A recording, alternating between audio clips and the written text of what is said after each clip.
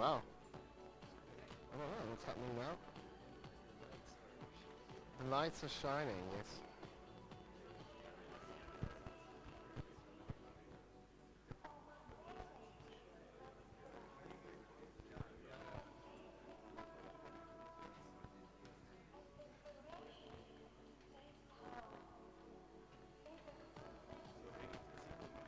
Ich gebe die Kommandos. Go. Ja. Okay. Dann müsst ihr nur... Ja, perfekt. Gehe ich auf die Bühne. Super, mega. Machen wir so.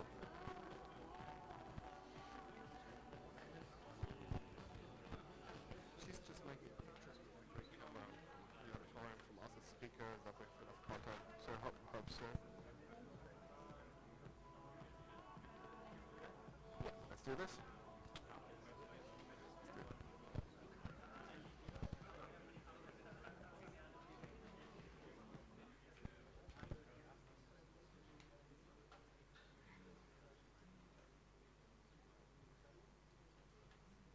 All right, folks.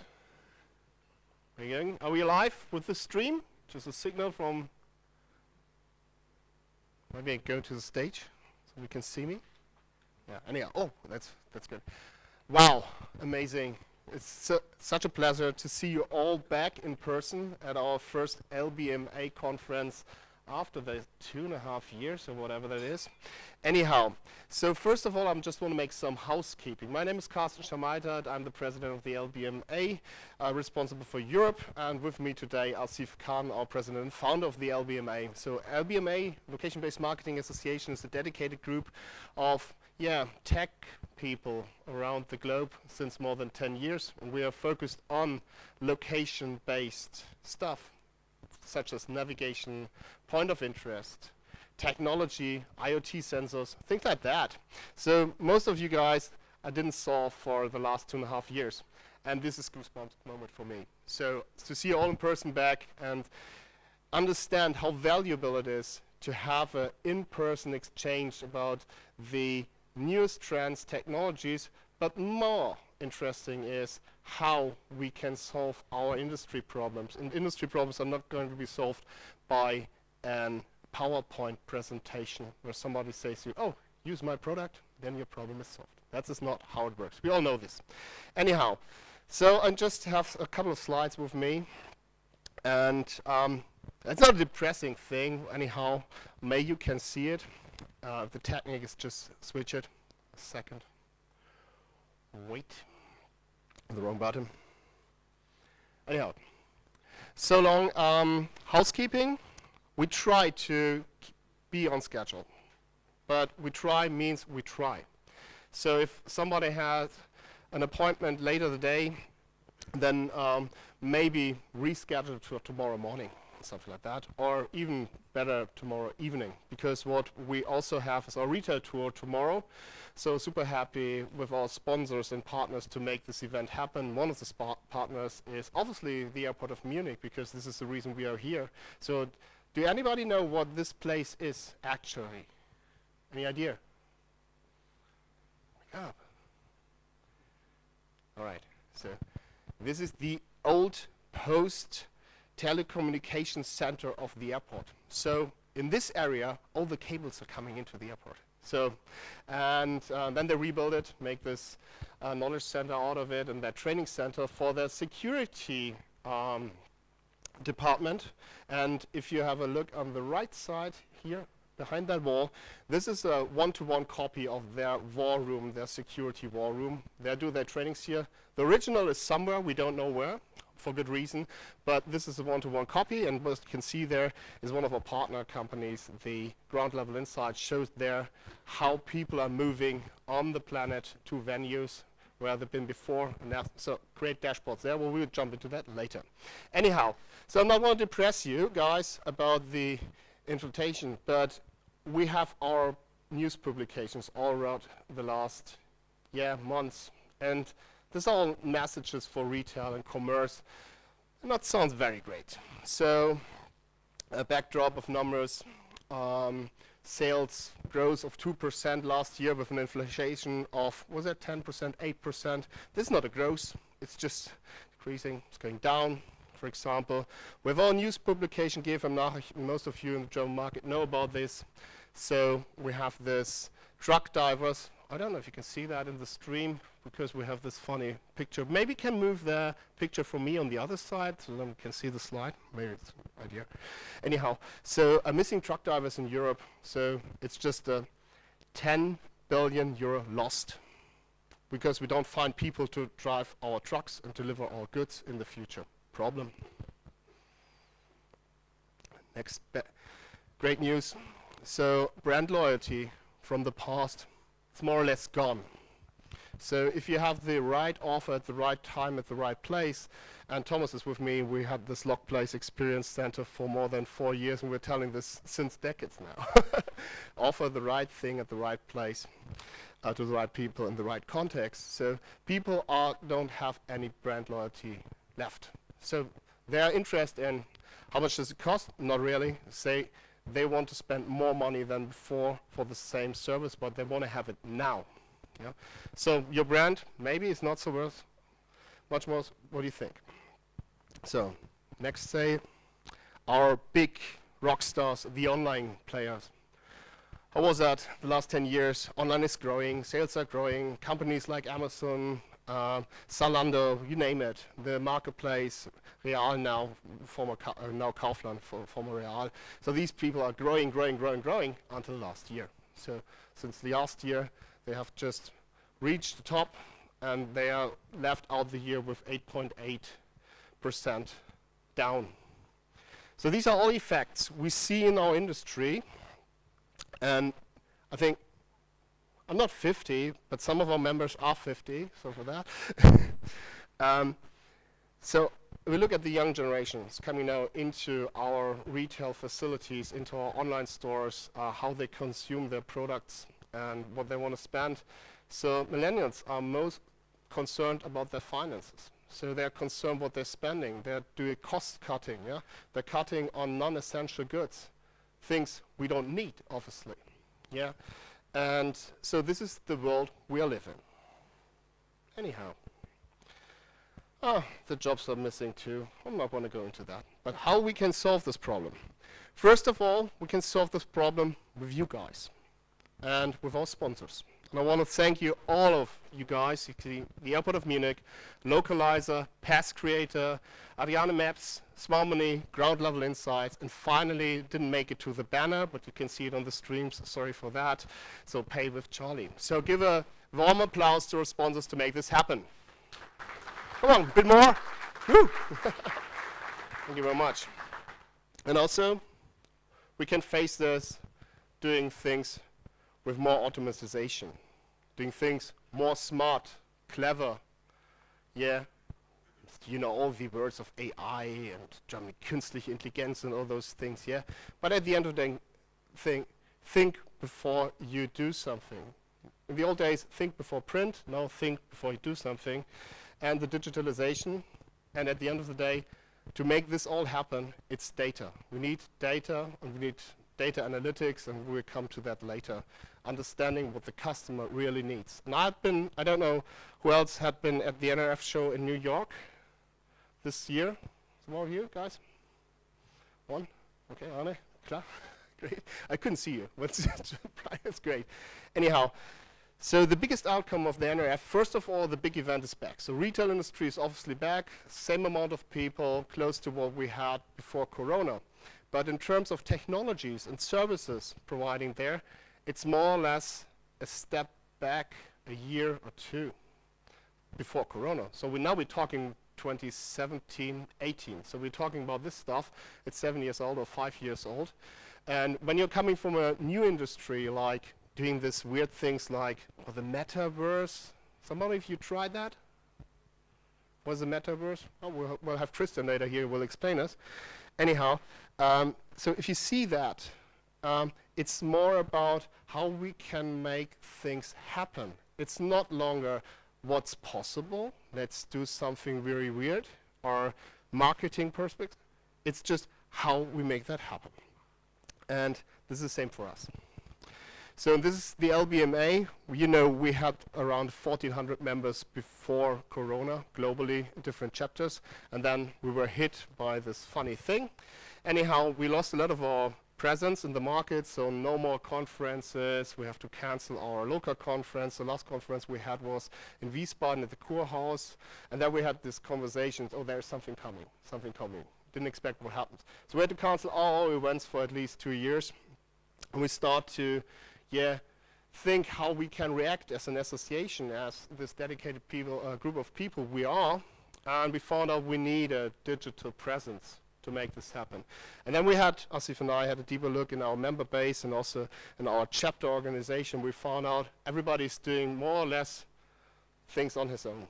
So different brandings. We had at least 5 event brands out in the world, 1 in Japan, North America, Asia, Europe, 1 and Germany, another 1. So these kind of things happen. So we hooked up and say, right, let's find a solution for that. What means bring this all together and pack it under one roof. And this is what I want to show you the next 2 minutes, what the LBMA is about now. But first of all, I'll give you just a quick introduction. What's going on?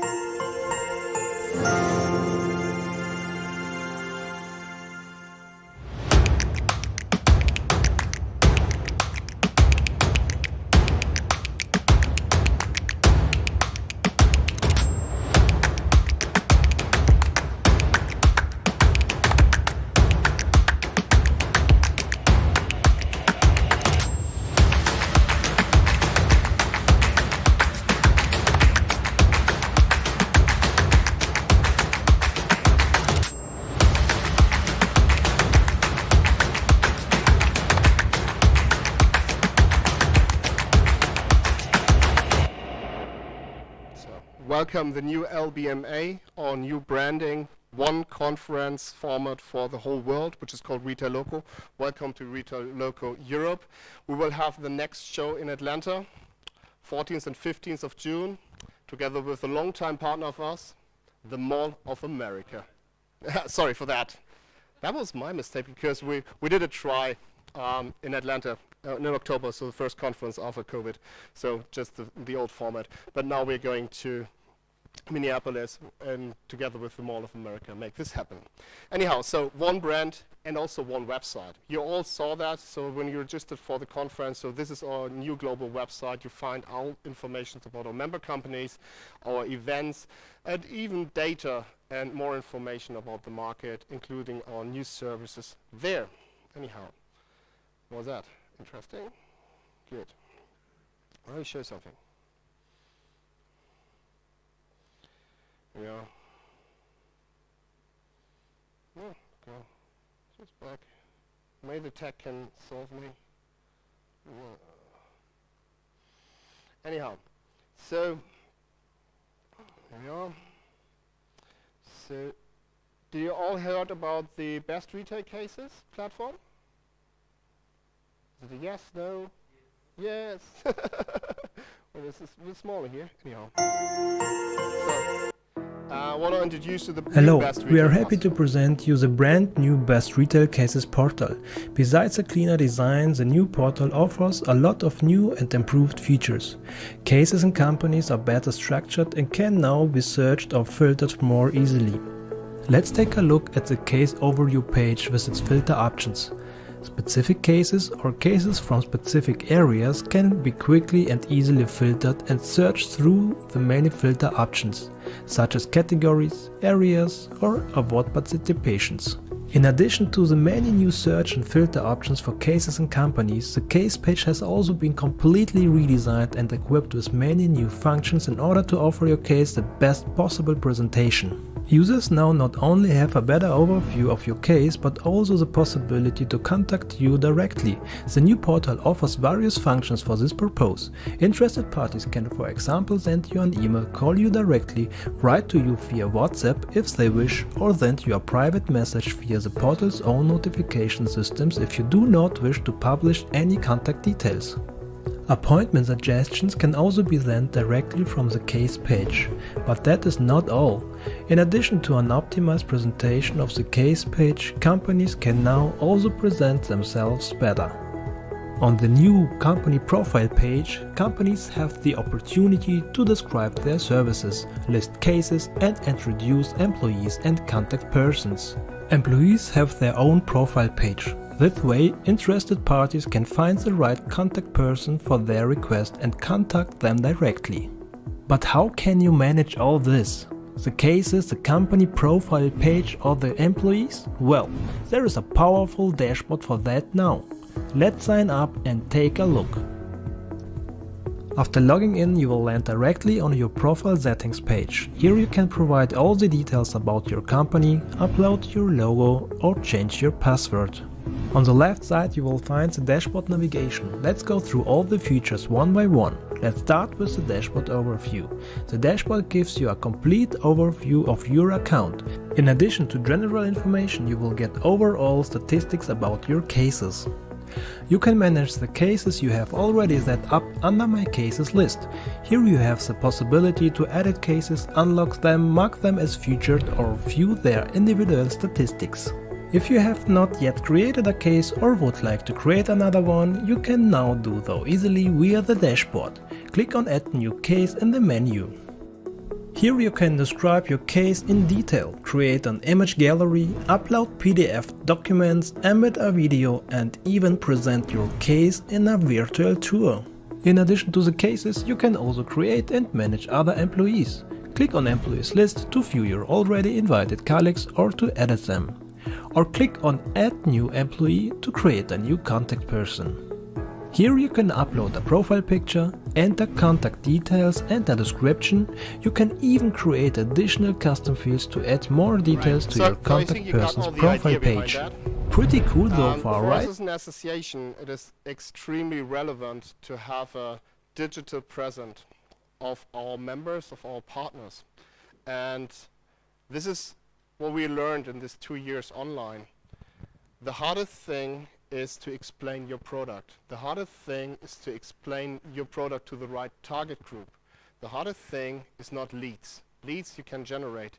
The hardest thing is to get the right person at the right place at the right time with the right information. This is what location-based marketing association is about. So we help you to do this, make this happen. So we have the single brand of the LBMA Global. We have this one event called RetailLoco. And we have the Best Retail Cases Initiative with different award rounds. And I'm super happy to announce today that we started successfully in North America during NRF show with our first award round there. So the portal is ready. So we are now collecting cases for the Mall of America RetailLoco and things like that. I'm super thankful to have today with me Asif Khan. Without him, the LBMA is not existing. Thank you very much for founding this 12 years ago. Asif Khan, it's your stage. Come on.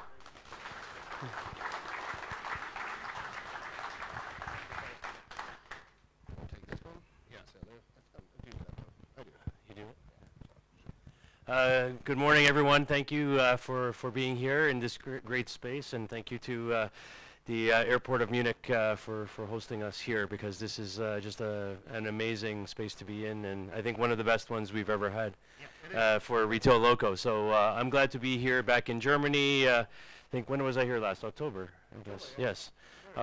Yeah, I guess I'm here more often than I think. But yeah, it's good to be back here, and you know, as Karsten said, there's a lot of things that are changing now with you know, how we've rebranded the organization and kind of brought all of our conferences and events under one banner in RetailLoco, and you know, the successful launch of the case study Best Retail Cases platform as well in North America, and now we're also going to bring this into our Asian operations as well. So lots happening, and so what I'm going to do is just share with you a bit of numbers on where we see the market for location data and analytics going, share with you just a couple quick examples that I think are really interesting, and then some of the trends that we're following right now as an organization globally, where we see a lot of opportunity for our member companies to get involved. So if we can get the slides up behind me, that would be great. Yeah, maybe. Not sure. Is it coming? It's coming? Okay. There we go. Okay. All right, so let me just... so I always start with this slide in any presentation I give for the LBMA, because when I started the organization 12 years ago, and we had this kind of emerging topic of location-based marketing, people were asking me, what is location-based marketing? And a lot of people kind of thought, okay, this is mobile marketing. It's the same thing. And when I thought about it, and as I was thinking about building this organization at the time, I said, no, it's more than mobile marketing. It's really all media. And so I came up with this term to describe location-based marketing as the intersection of people, places, and media. Because when you think about it, it's people that we're trying to reach, consumers, or in a business-to-business context, but there's people we're trying to reach. And they are in a place, they're in a location, wherever that is. They might be driving their car, or they might be in a restaurant, or they might be in a shopping mall, or they might be at work. But they're in a place. And in those places, there's some kind of media that we can use to influence them. And yes, sometimes it's the mobile device. Often it's the mobile device. But it could also be digital signage or a billboard that they're walking by. It could be radio if they're driving their car and listening to radio. It could be television if they're at home. And so it's really about understanding, you know, who are the people, what place and location are they in, and what's the media that's available there. And when we kind of tie those things together, we get location-based marketing. So I think that's really important. As I look back to the last couple of years and looking for great examples of, you know, location-based marketing, one that I wanted to share with you, this quick video, is because it's often we jump to the technology and we forget about who we're trying to reach. And who we're trying to reach is humans, people. We are people. And one of the reasons that we're excited to be back and doing RetailLoco is that we can do it in person, because we all sat at home on Zoom and, you know, all these platforms doing virtual calls, and we're missing the connection with people. And so when you think about that, you know, as I said, sometimes we jump too fast to just using technology. And the technology, in my opinion, has to be about how we create experiences for people. And so this is a great example that from Latin America that I think you will enjoy. Let me just let the video play. So more volume, maybe.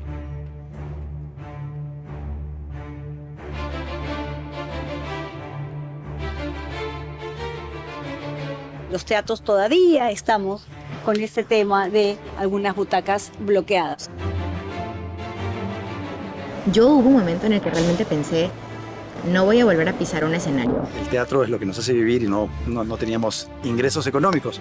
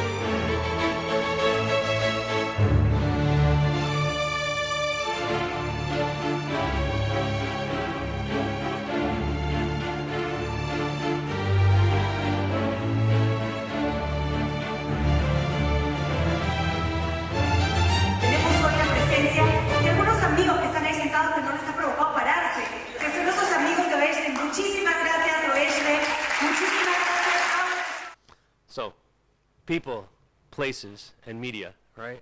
This is location-based marketing. What I love about this is they took a situation, you know, created by COVID, where, you know, they couldn't sell all these tickets, and instead they approached the retailer, and they, you know, essentially the retailer bought these tickets of the unsold seats, put the mannequins in the seats, dressed the mannequins in the clothes that they sell in the fashion, and placed the QR codes, and then people are shopping while they're there. Right? So just taking the opportunity to them where they are in that situation. So a lot that can be done there. One of the things we do every year at the LBMA is something called the Global Location Trends Report for our members and so on. They get access to this research that we do. It's survey-based research that we do globally. So we haven't released the 2023 data yet, but I will share with you from the 2022. So we go out and we survey all these marketers around the world, the brands that we work with, and we ask them, are you using location-based data in your campaigns, in your marketing activation? And 97% of people worldwide are now doing this. So this is a great testimony to the last 12 years of growth. And this is up from 94% in the year before. When we look at the size of the geomarketing market itself in terms of the spend on that, in 2022, this is $11.4 billion market. This is US dollars I'm talking about, and projected to grow to $78.9 billion by 2031. When we look at the location analytics market, so this is a really hot area in the space of location data today, is moving, not just to do advertising and targeting consumers with coupons and offers and all these kinds of things. This is analytics now, where we're trying to understand, broader trends of where people are going, where they're coming from, what they're doing inside of buildings, and looking at that. That market in 22, 16.3 billion and growing to 55.2 billion by 2031. When we look at the indoor positioning market, so you're going to hear from some of our sponsors today talking about navigation systems inside or analytics inside of buildings. Currently, this market's $62.3 billion and growing to $92.4 billion by 2031. So bottom line is whether you're in the analytics space, you're in the advertising and marketing space around location data, you're in the indoor positioning space, there's still a lot of growth coming. And it's expanding, very, very fast right now. Three trend areas I wanted to highlight of what we're seeing right now. Number one, the rise of the retail media network. This is a huge area right now, especially in North America. We're seeing a lot of the big retailers, Walgreens, Kroger, CVS, Target, Walmart, all these guys are opening up retail media networks. So I'll talk about that for a second. Two AI-driven insights. So the use of artificial intelligence to analyze big data sets, location data sets in our case, to look for broader patterns and trends. And number three, Karsten already alluded to, the metaverse. So when it comes to retail media networks, what is that? It's a media network that's owned by the retailer. So they're controlling their both their online presence and selling advertising opportunities, inventory, on their e-commerce systems, as well as inside of the store. And this is the big growth area right now that we're seeing. So what's happening is that it used to be like, if you're Walmart, for example, you go and you're selling space inside of the store, this end of the aisle display to this brand or this FMCG company, and they're buying that space. Now they're also saying, okay, well, wait a second, we are creating a media network inside of the store, digital signage networks inside of the store, Walmart TV, whatever you want to call it, and all these brands are doing the same. And now they're not just selling goods, they're selling media as a retailer to those FMCG companies, to those brands that want to advertise there. And you can see I pulled some European and US numbers there. So again, big growth coming, going to 171.344. This is very, very fast growing market there. And you can see here, I know this one's a little hard to read, but if you look on the right-hand side, these are the biggest media networks at the moment. And one of the things I want to point out here is, if you look just in the fifth column over the SSP column, these are the technology companies powering these media networks. And you're seeing Criteo is there all across the board, right? Criteo is a company we haven't talked about for a long time, but they are finding amazing new life in this space of retail media networks, and also the Trade Desk and others there. And you can see the number of visits and the traffic that's driving on these networks. And what is the motivations behind that? 60% believe tighter data privacy rules will make retail media networks important. This is an important number for me, because one of the things that we've heard in the location space for the last little while is that with the privacy changes, with Apple and the IDFA disappearing, less and less data there, Google following suit now, you know, with their operating system. So getting data from the mobile device in terms of location is getting harder. So what's the alternative for the brand, for the FMCG? A media network controlled by the retailer that's giving access to their own data about their customers and what's happening there. So this is the trend that we need to be, one of the trends we need to be paying attention to. When it comes to AI insights, there's 4 things that I think we need to look at. Number 1 is how you can use AI across big data sets to do market analysis, to do advanced analytics and planning. What do I mean by that? I mean, like, for example, if you're a retailer and you're trying to understand, you know, where should I open and build the next store? You know, AI actually now can tell you by analyzing a big data set, this is the location, this is the neighborhood, the region that I should be going to, without you having to do analysis around that. Number 2, monitoring and tracking assets. So this is an interesting one, because when we're looking at supply chain now within retail communities, number 1, consumers are more interested in understanding where goods came from, going into the supply chain. So revealing this kind of insight in how you're sharing that is important. But number 2, I think using this data to understand where your products are in the supply chain can help you have inventory, you know, in a more real-time fashion. And the AI can help you identify where that's going. 3, risk management. In a similar way, you know, there are a lot of decisions we can make about where we're taking our businesses, or how we're using technology, or how we're applying data. But one of the things that AI has the ability to do, again, by looking at large data sets, is to give you a risk assessment of your different options and tell you which one is more likely to succeed. One of the areas that we're watching right now in North America is what we call agent-based modeling. So by that I mean simulated populations. So looking at the entire population of Germany with a simulated view, an agent that represents every person, and then looking at for predictive modeling and where those people are going, or how they will react to a new product launch, or things like that. And then you can putting it all together, you know, this example here of this mobile operator in the US, in Florida. You know, they were able to look by analyzing data of dropped calls and hotspots and patterns around that, of, you know, where to focus their efforts on building out their network or increasing the strength of their network, or things like that.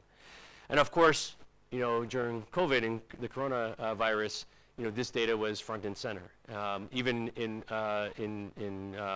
where I am in Canada, with Ground Level Insights, you know, we were able to help the government predict where, you know, the next hotspots would be for outbreaks of COVID, by combining location data with wastewater data, or things like that, and having the AI machine do the crunching for that. And then the last example here, this video, is how AI is being applied to you know, things like vending machines or video. What is an intelligent vending machine? Fast, convenient. Introducing the brand new Sandstar AI vending machine. Select different ways to open the door. Take whatever you want, just like taking things from your own fridge. The payment is triggered automatically after you close the door. This is the real grab-and-go shopping experience. The AI vending machine is built purely on computer vision. The camera can see whatever you see. And remember the things you can't remember. It's more reliable than your eyes, more intelligent. Picked up something but regretted it? No problem, just put it back. Sandstar AI vending machine costs only 40% of a traditional vending machine. Don't want to repurchase a vending machine? Okay, install 2 cameras on the original machine. Most of the traditional ones can complete smart transformation, help you reduce cost and make more. Anyways, you get the idea of that. And I think one of the things that's interesting about it is that when these vending machines are kind of rolled out across a network of stores, you know, the same chain, let's say, it can the data is mapped in the cloud, so it understands that, you know, you went to this store and you picked this product, and when you arrive at a different store, let's say in another city that carries the same vending machine, part of the same network, it knows what to recommend you when you walk in there. So things like that are becoming interesting. The third trend is the metaverse. And all I want to say about this is kind of 2 points. One is we're seeing brands now start to create digital twins of what they're doing in the physical world and creating experiences in the virtual world. So a good example of that is Argos, Walmart in the UK. And so they built this partnership with LandVault, and they built essentially a virtual store in the LandVault experience in Somnium Space and Decentraland. But what I like about it is they then went further and they linked in the billboards that they have in the streets of London, in the out-of-home space, with replicas of digital billboards in the virtual space.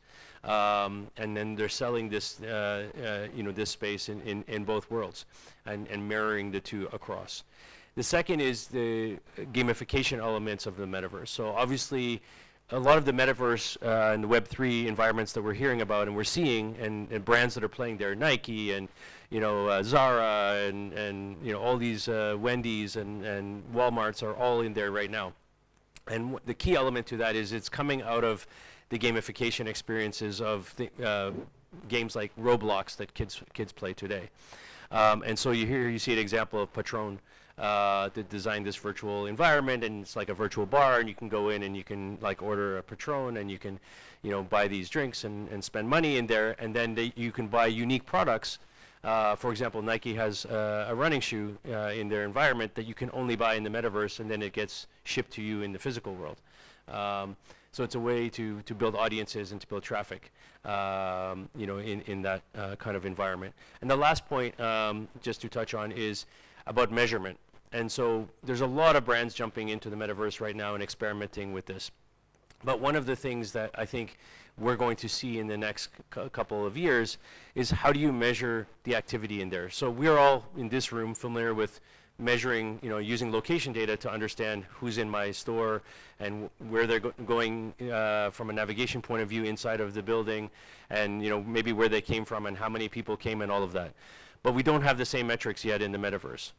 And more importantly, when we do have those same metrics in the metaverse, how do we then look at the overlap in the audience? So how many people who went to my virtual Starbucks store are also the same people coming to my real Starbucks store? Is it the same people? We don't know. And so we built this tool at Ground Level Insights that you'll hear about a little bit later that actually measures the relationship between the audience in the virtual world and the audience in the physical world and links it together. So you can measure the overlap there if you're playing in that environment. So those are the trends I wanted to highlight, and just sharing some numbers with you. Thank you so much for your attention. I'm going to turn it back to Karsten.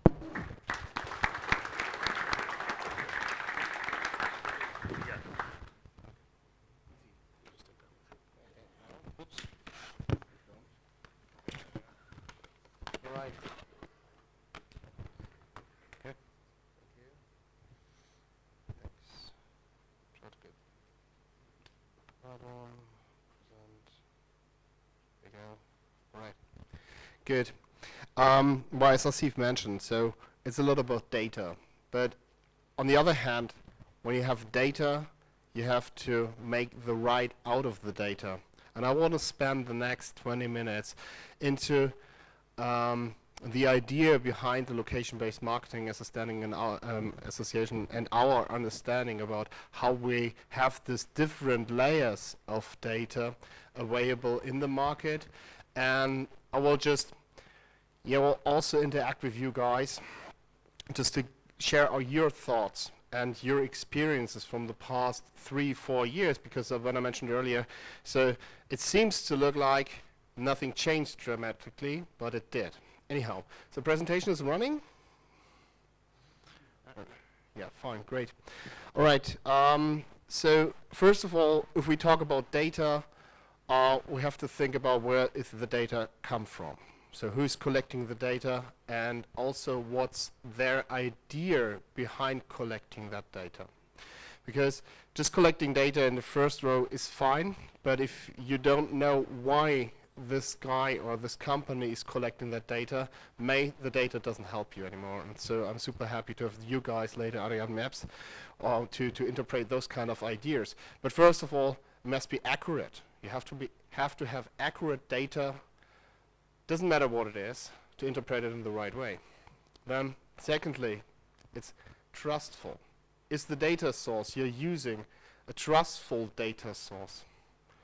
Is that not influenced by a business idea or maybe a lack of programming or whatever?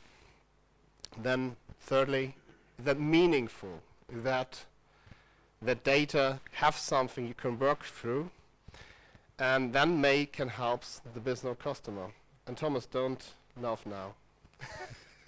I found it back after a couple of years. And this is our old explanation about the Location-Based Marketing Association. And I was thinking about this presentation for you guys and was thinking what kind of idea changed through the last 10 years. And this is how the chart is. So in the middle we have the person or the object. And what we want to know is in the first layer we have to identify them in that place he is right now. And I ask you guys, did that change? May the technology change? So the orange circle is the technology view from 10 years ago. So we had GPS, we had this Bluetooth. You remember the beacon discussion we had? So question guys, beacons are still there? Yes? Somebody's using beacons? Yes? Oh, payback, obviously. Go on. What else? Well, not want to make it wrong, but one of our member companies from Japan is now creating the biggest Bluetooth network collection, let's call it like this. It's like an advertising network, if you know, from the past where you have the inventory. So those guys are now collecting these old Bluetooth networks. We built it a couple of years ago, and we didn't use it for various reasons. So Bluetooth is still there. Wi-Fi, yeah, obviously cell phones, cell networks. There anything added to this inner circle of technology and sensors? Computer vision, camera systems. Good point. Come to that later. Anything else? Right. Seems to be the same to me. If we have a look at the media, this is the third circle around. Second, not the third, sorry. So we have still traditional billboards outside. Somebody's sticking some paper on it. We have the digital signage also there. So is digital signage changed through the last 10 years dramatically? And what you see? Stefan? Or the airport media networks? They're huge. The typical billboards into digital billboards. Yeah. Just to spare the cost of printing and be a little bit more reactive or active with the change of billboard content. All right. Also, the networks are now more powerful. So we have the discussion about, well, that's funny. So was the TV, is TV still there? Somebody watching TV? Not streaming? Yes, okay. Okay, cool. Still alive, and it's coming back, because if you have a look at connected TVs, what's that? It's still the same what we had before. The only thing you can just decide is what you want to watch, but the system behind is still the same in connected TVs. So you choose your program, and then you see advertisement. And so this advertisement is driven by these big advertising players like the Trade Desk or Google's or how you name that. So TV is still there. Print? Come on. It's done, or? Mostly. Is it? It's still there? Oh yeah, you're Austrian. You have still the Postwurfsendung? A lot, yes. And it's still meaningful. It can work if you do it in the right way. So with member companies, partners who can help you to identify the right target group even when you want to send something out to the households. Radio, still there. Mobile, still there. Internet, still there. Social media, still there. In-store, still there. Something missing. Ah, there it is. The explanation of metaverse will be funny because my understanding was obviously wrong. I don't know if somebody saw one of our podcasts I made with Christian. He's speaking later today. My understanding was a bit different from what he understands from it, and he is a pro. Anyhow, and now we have a look at the services around. So this slide is 10 years old. 10 years. Payment is still there. It's no seamless payment available, so it's still, we have to do something, we have to interact. We can do it much more smarter, like our sponsors, Pay with Charlie, by Charlie, sorry, is showing us. Anyhow, but it's still there, and we're still thinking about how we can make the payment process more valuable, however that will work in terms of additional functions, like loyalty programs, bonus programs, whatever, easy checkout, you have a receipt on the app, so make it more convenient. There are a lot of things to do, and a lot of them are already there. Coupons are still there. Check-in processes. Is somebody checking in at Foursquare anymore? So this is the old stuff? Yeah, Foursquare? Oh yeah, this is what it is. Oh, sorry. Actually, I'm not the target group. All right, good. Anyhow. Any other check-in process you're doing? Yes? Later? Okay, good. You'll stay here, please. Also in the stream, talk about that later. Okay? Yeah. You're checking in when you're using your smartphone, while using apps, and you don't know it. And this is what we will go into deeper, where the data is coming from, or most of our industry partners are using. Analytics, SMS is Ron here. Is Ron in the stream? Ron is the guy from the LBMA doing still SMS marketing, very successful for appointments at a dealership when you want to repair your Harley Davidson. So those guys are obviously receiving text messages. And yeah, it's still there, but it's going more mobile. Anyhow, maps, I'll see if we have this great conversation about new map formats. Anyhow, so the different layers available. So we're going through the layers. We want to find a person, an object in the space. We have to start somewhere. And the easiest way is to start with our planet Earth. I don't know why my slide is not here. Anyhow, it's gone. It's a beautiful picture of the Earth. Can just please somebody help me to bring it on the screen? No? It's good? It's done? No? Anyhow? Whatever. What's funny, I can see... I love this thing. Anyhow, all right.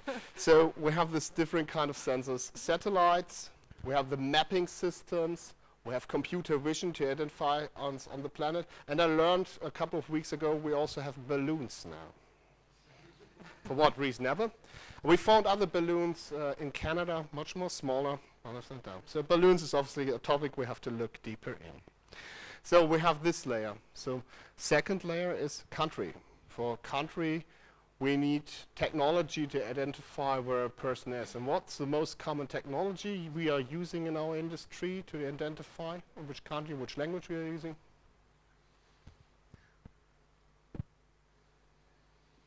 It's still the IP address. It's the old IP address from the internet.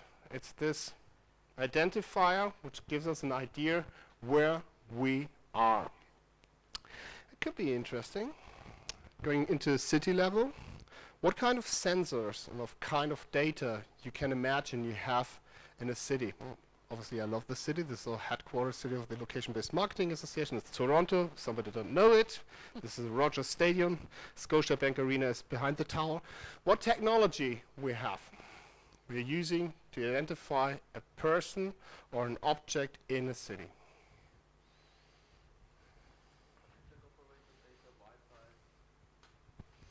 Yeah. Beacons. Your network operator, Wi-Fi. And this is what you carry with you, your mobile phone. And this is where the party starts or it ends. It depends on the quality of the data you're using. I will jump into just the dashboard. The company Ground Level Insight, as Steve mentioned it earlier. So this is a dashboard with actual data from the Europa Park. So destination marketing is like a city. So we want to know where people are coming from, where they, how long they stay, what are they doing. And the most interesting thing is this data combined in this dashboard is coming from operators. They have to be what I told you earlier. They have to be trustful, have to have the right data, you have to be very picky. And we had some learnings, let's say it, with different operators of these network data. Anyhow, So what you can see here is the general terms of visits, and this is obviously not the general amount of people who are being in the Europa Park at that time. It's just an audience of mobile phones. We can collect mostly Android phones because iPhones are tracked so good anyhow. And if we go into that, what we can see, so total visits, first time visits, and then you have a percentage. So these are obviously people who have never been before tracked in the Europa Park. So first time visitor, repeating visitors. This average travel time 6 hours makes kind of sense. Anyhow,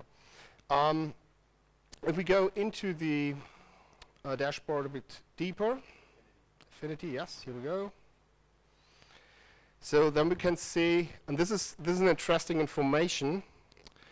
Yes, we know now there are people. Yeah, we can see that. But do we know where they had been before or where they're going after they visit the Europa Park? And this is very interesting. For example, so you have a sponsor or partnership with McDonald's or another fast food chain or retailer. So advertisement in a stadium in the Europa Park, and I want to know, are people coming to this place afterwards or before they leave? And this is what we can see here. So you can just click on fast food, like the bar. And you see, okay, here we go, zoom a bit in. So this is the Europa Park. And they go down. These are the bars they're visiting. They're obviously all in the park. So you can see they're in the Bayerischen Biergarten, Bayerisch-Badischer Biergarten, which sounds weird to me anyhow. Buena Vista Club, whatever. You can see that. So this is where they go. Also, look at the coffee shops around there. Okay, and where they're going, the coffee shop also. Here, there's a coffee Bäckerei Harald Lang. This is obviously the only bakery you find there. So it gives you an information about where the people are going. And if we're going into the attachments, then it's getting to be interesting. So we're not tracking people. So we're just collecting mobile data available in the internet. And for example, this is the campground of the Europa Park. I don't know if you see that. We just click randomly on this person. Is that right? Come on. So you can see now what information is provided by the operator of the mobile data. So we have the advertiser ID, which helps you to track the people. So if this advertising ID shows up another time, you can use it to send out an additional information to this advertising ID. You have the location time, you have the location, where it is, and the accuracy. And more interesting is the tracking thing, where it's coming from. So this guy obviously came from Heilbronn. And so before he went to the Europa Park, he was in Heilbronn. Maybe he lived there, I don't know, but gives you an idea. So just to start. So Asif, just help me. Yeah, that's it. Here we go. And now the new feature, which I really love, because it gives you an idea what we can do with the data, is you can see what are the cities the people are coming most from. It's Karlsruhe, Kreuzlingen, Freiburg, and Breisgau. But we can zoom in here, and now it comes into place about, we look at Cologne, for example. So clicking on Cologne, some additional data for that. It's just loading, anyhow, percentage. So, but you can have numbers, how many people from Cologne, not an average, but a percentage, are traveling to the Europa Park. And when you now start to advertise specifically in that region, for example, doing billboard campaigns, mobile advertising, whatever you want to do in Cologne to attract people to go to the Europa Park, now you have the chance to see if they did it in a percentage, to get an idea if this is working, yes or not. So, and this is what you can do on a city level. So if you want to learn more about that, we have some demo installations in that room there. Have a look later. Yeah. All right. So city, mobile data, street level, very interesting topic. So one of our member companies, Julian, where are you? I couldn't see you. Anyhow, so high street, doing a great job in just tracking. We made the microphone. It's easier that you explain what you guys are doing directly. So, but we want to know how many people are on the high street, how many people are on the street in accuracy. Well, what we learned now is mobile data gives us an idea where we are, if it's valuable, yes or no. But you guys are doing, the cool stuff. Yes, you talked about accuracy, and we measure with 99% accuracy how many people are running through our streets, our shopping streets, and so we are now in nearly 100 cities in Germany, the 50 biggest cities in Germany, 250 locations, and so we are the references, the first source for the KPI, what's going on in the cities and how much was it covering after Corona, and so it's a nice number to know how many people are in the city, also for the cities and for retailers and all kind of inner city stakeholders.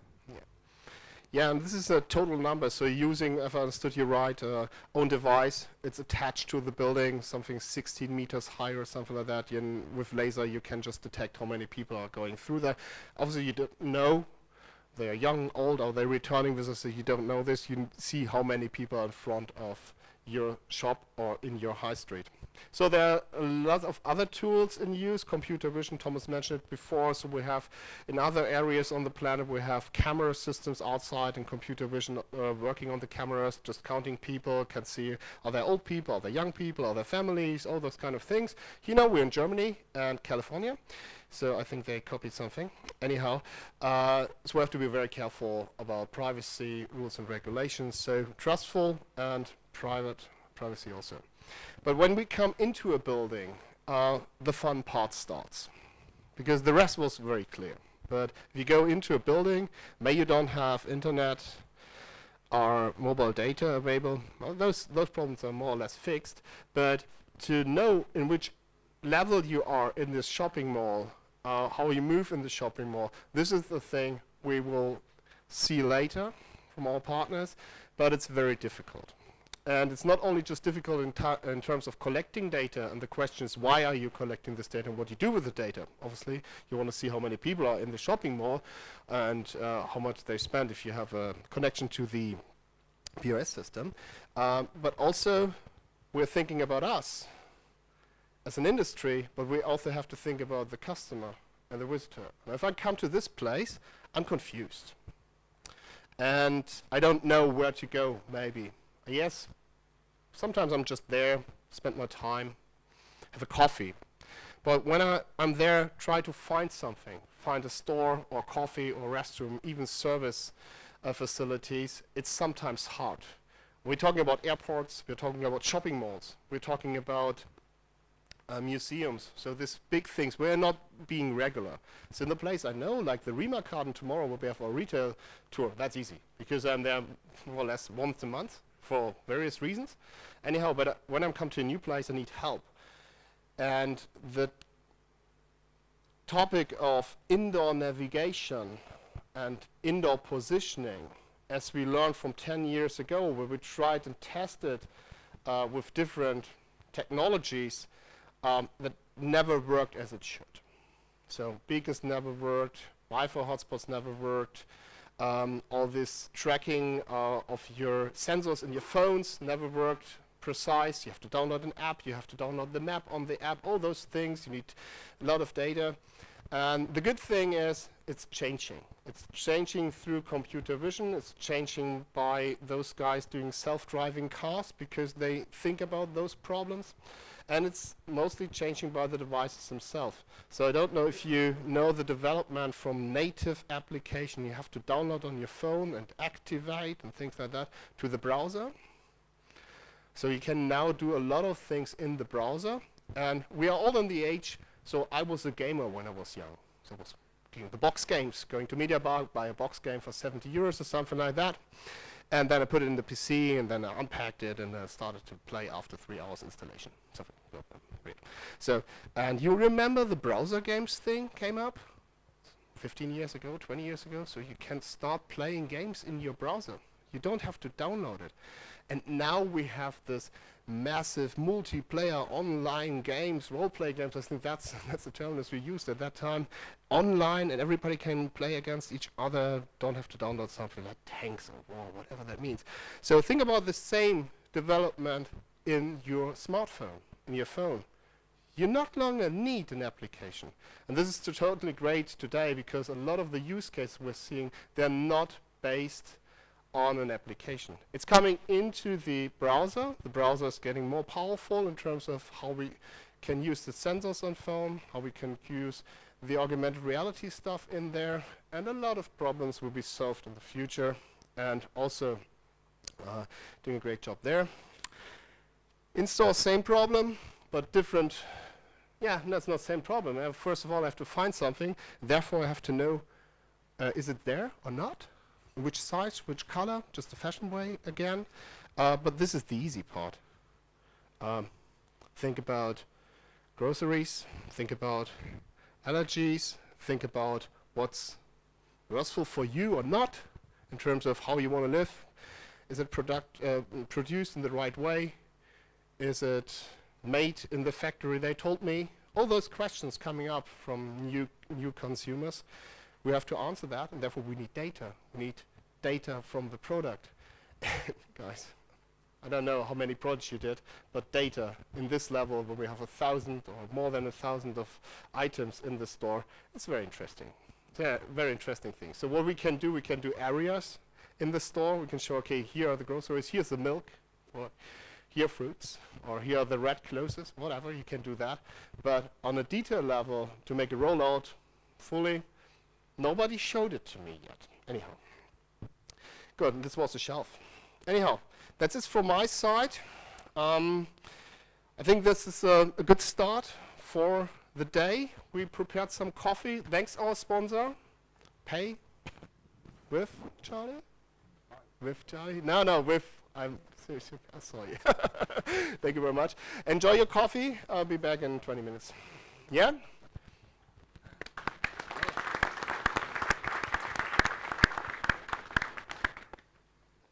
So first of all, I want to thank you. Welcome back. Now we go into the details of location data and what you can do with that. And I'm super happy to present you our new partner and member of the LBMA, Ariadne Maps. So we will learn a bit about why the name, more important, what the product can do. And Sebastian is here today to show, and also have a guest from a city. Sebastian, it's your stage. Thank you very much.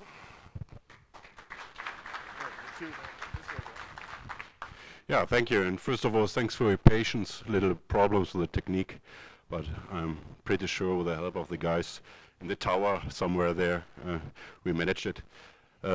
Maybe it's also a problem. I want to show you some live views from our new developed dashboard, which will be published next week during Euroshop. So feel invited whenever you are in the near of Düsseldorf next week. Come to our booth. But maybe this is also a problem if you want to show some sneak preview of a new development. Maybe it's also an issue. But now we can start. I hope you had a nice coffee time. Yes, thanks Carsten, thanks Asif for this introduction and the points you are pointing out in the morning. And I want to stick on this and show a little detail on somehow. But let's just start with a short introduction of myself. Later on, to be honest, the main act of our little part here will be on the stage also and introducing himself a little bit.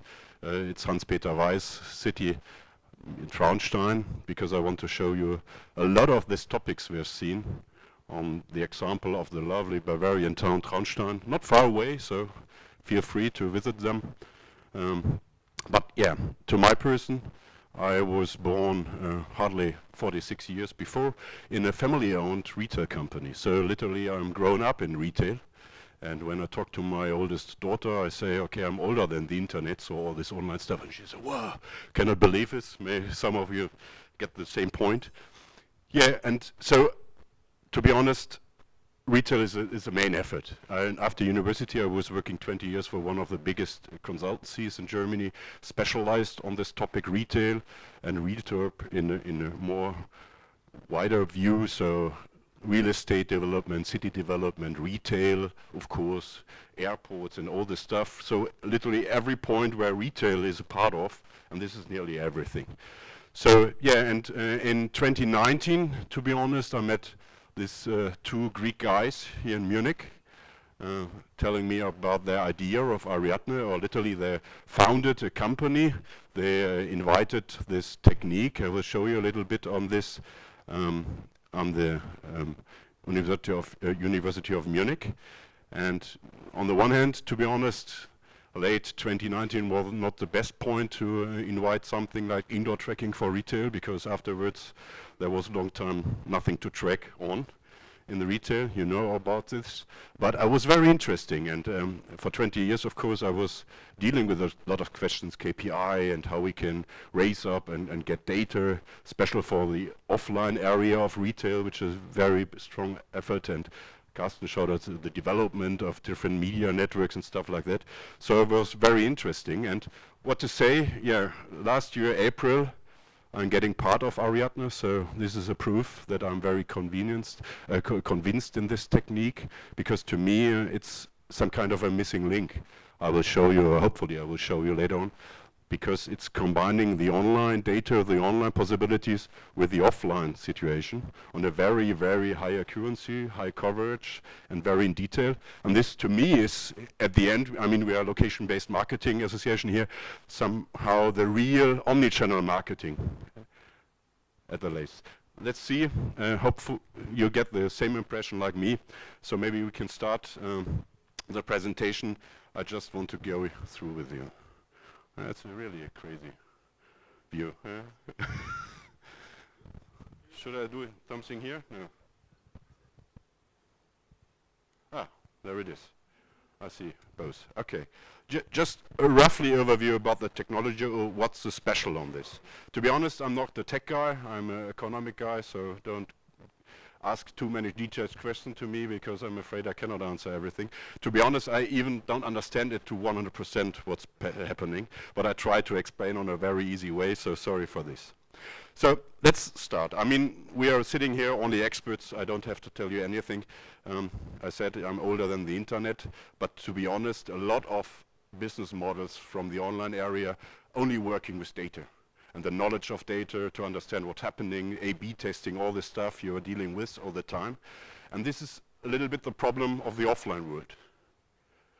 To be honest, I just put in some pictures here. On the left area, it's a manual counter. If you're thinking of cities, as example, the good cities are counting people 4 Saturdays for 1 hour per year. And then they do their city development, understand what's happening. And you understand this is a little bit crazy, but better than nothing, because if it's raining on the Saturday, the counting is totally different to the sunny one last year. Maybe Hans-Peter can tell us a little bit. I mean, today we have new systems. Camera is not the right one in the public area, especially in Germany or Europe, but we have LiDAR technologies and stuff like that. But also they are counting more or less a smaller area. In the middle, we have some surveys. A lot of you know this. We asking people in the streets what they want to have and what not. I mean, this is also not the best way of doing research, because on the one end is what the people is saying, on the other hand is what the people is doing at the end. So there's a big difference. And at least, I mean, we are all experts, and I love experts. And my dad, who run the family-owned retail company, was basing a lot of his decision on his stomach, so to say, here in Germany, on his experience. And I'm also see me as an expert. But you know, also, if you ask 5 experts for a special question, maybe you get 6 answers. So this is the reason I'm so convinced in our technology. This last one is a big furniture retailer, international, who is doing this right now. So they have students going behind customers and having a pencil on the floor plan and draw what's happening, where it turns. It's happening nowadays. We are working with them now, but are not allowed to show the cases. We have a little table over there. Later on, maybe in a private room, I can give you some hints on that. So, as I told you, I'm an economic guy. I try to explain our technology in a very easy way. So the big difference, what we heard before, from this app-based, we have our own devices.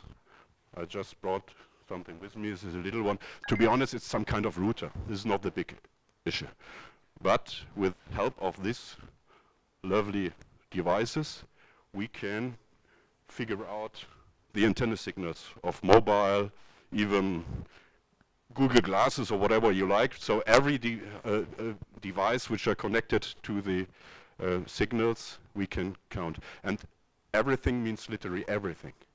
So the big issue is we don't need a MAC address or IP address. You don't even have to log in or whatever. We can collect every signal which is sent out by smartphone. So we have a very high coverage, to be honest. Everyone with a smartphone can be covered by us.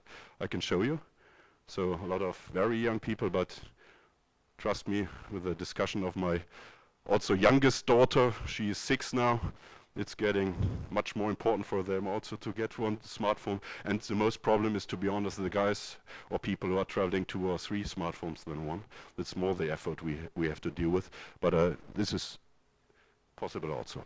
And the big one, the Greek guys invited AI software that makes sense out of this data. So to say, we can now track where smartphones or other devices are moving in a bigger area around. Very detailed, very high accuracy, and a higher coverage. And this is a big difference maybe to other solutions like apps and stuff like that, or LIDAR and stuff like that. But I think in the combination lies a big key what we can do. So this is the technology. And I promised Carsten to explain a little bit our brand, Ariadne. So maybe one or two of you are very interested in Greek story and mythology, because Ariadne was the girl who had woven the red thread to help Theseus after he was killing Minotaurus in the labyrinth, to get out of the labyrinth. So if you are looking in Wikipedia, don't look too far, but because at the end Ariadne had not the best end on some of the Greek islands, so this is not part of the storytelling of our brand, just the first stuff. Yeah? You get the point. So, but of course Greek, and this is all the reason. And I love this storytelling, to be honest. Yeah, but let's go on and have a more closer look. The big USP of this technology is, on the one hand, this is our data, our devices, and on the other hand, it's anonymous data. So we don't get any permission allowance to use these signals because they're passive. And we can scan. Even some of the phones, if they're switched off, they pass some signals, not in the higher number, but we can also measure them. And then our little routers, which is installed indoor, shopping centers or retailers, as I told you, but later on the example in the lovely city of Traunstein also, can track the signals. And the AI, which is protected and patented, it's possible to analyze the way they're walking, the dwell time, so what kind of stores were visited, what areas of product are visited, how long they stay, and this is a big, big effort and total game changer to understand this. And it's very low cost. Well, this is also an important part. So, and we placing in an area a lot of these devices. As I told you, shopping centers, retailers, even outdoor. Airports also, and then we can track this big area on a very detailed level. So just a short overview, and then I will try, this takes a lot of time to go in live later on the example of Traunstein, because I'm honest, I'm not allowed to show so many shopping centers customers and retail customers. So, and I'm loving to show it in a German Bavarian city. So this is a very easy one. Flow, where people are moving around in a big area. This is a furniture store I'm allowed to use. So simple one. The next one is the monitoring. Also nothing big new, but the base for a lot, even for location-based questions and stuff like that. We know how many people by hour, by day, integrating the weather and all this is very interesting. And to predictive modeling, a very, very interesting effort. I know we are here at the airport. Believe me, you can not only say how many people are in the security line, we can say even in 10 minutes will be a lot of people there. I mean, in the moment it's happening nothing because you don't have the employees to make more queues and stuff like that, but so there are a lot of possibilities. Next one, of course, is integration of data. Think of conversion rate by area of interest, conversion rate by day, what's changing, very interesting impact for retailers and special. Also for shopping centers, if you combine a lot of data with this effort. Next one, which is very interesting, it's flow optimization. Everybody of you know cross sales. We can provide you with cross visitation, not only saying what products brought together, but also which product were visited together. And this is very interesting from cross sales, you know. This is one of our co-founder, Nikos, the CTO of Ariadne, and he's showing, to be honest, in the university building, the indoor navigation. Now we are leaving the anonymity, so you have to opt in somehow, and then our devices can also communicate with your device, with SMS, directly with browser, or even integrated in your app, whatever you like. And this is the indoor thing, which is very interesting. And my vision, to be honest, and I have a lot of visions, is to provide, like Amazon, you know, this Amazon feature, people looking at this product, also interesting in this. And if you can do this in a shopping center or even at a big department store. People looking in this trouser area, also interested in this, and then, oh, bring me to this point. This is the idea of this. And the next one, I mean, we are talking about location-based marketing, is the opt-in. So we need an allowance from the customer from this point, so that we know the person, and then we can connect to CRM and whatever is possible. Again, a vision, so we can say for a retailer, last week the man or woman visited our online site and searching for red trousers, and in the moment he's entering one of our stores, we can send a push notification saying, okay, you know, the red trousers are in our stock and you get a 10% discount, whatever possible. And even we can collect, if connecting the data, next week, the person is buying this in the online store, and this is a very interesting effort. Not only for retail, but also for shopping center providers. You know, revenue rent is not the future, but frequency rent may be very interesting, even for airport, to understand how many people of some kind of target group are in front of my store, because the rest is up to the retailer, how to get the people in the store. Yeah, and at least a little example I was choosing is staff scheduling. Because of prediction and the understanding, we can easily optimize the staff scheduling. I mean, literally in the moment in Germany, a big effort, and for future, and I think over the world and Europe for special, this is a very big way. Also for the airport use case I recently told you, this is the big one. But yeah, I told you, it was a pleasure, or is a pleasure for me to bring in this example of Traunstein here, and it's part of a bigger project we're dealing in Germany. Because of our GDPR possibilities or compliances, we are allowed now to roll out our technology in the public area of German cities. This are the one I'm allowed to speak about. So on the left side you see where we already started, and on the right side, which is literally in the planning, the next couple of weeks. And this is because it's a different approach. We ask the German GDPR authorities before we start our projects. It's not normal. A lot of you guys are dealing maybe with GDPR problems, and because we get our money from the government in Germany, we are pushed to ask the GDPR authorities before, and we get the green line. Recently I was in Barcelona on a Smart City Congress, and some guy from America told me, oh guy, this is gold standard if you are allowed to use your technology in the German public area. So, you know, talking about marketing again, it's not the worst effort we have in the moment. Yeah.